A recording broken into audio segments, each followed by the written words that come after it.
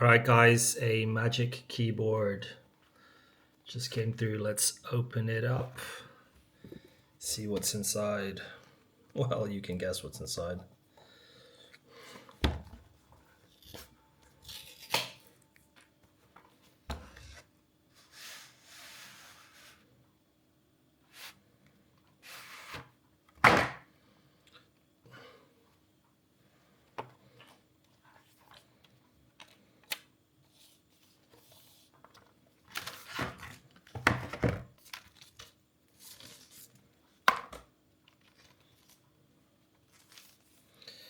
I've been using my keyboard for a while now, so it's time for a new one.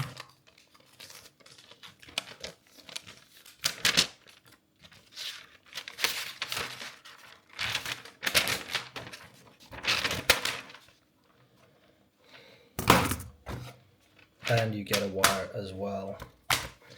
That's it.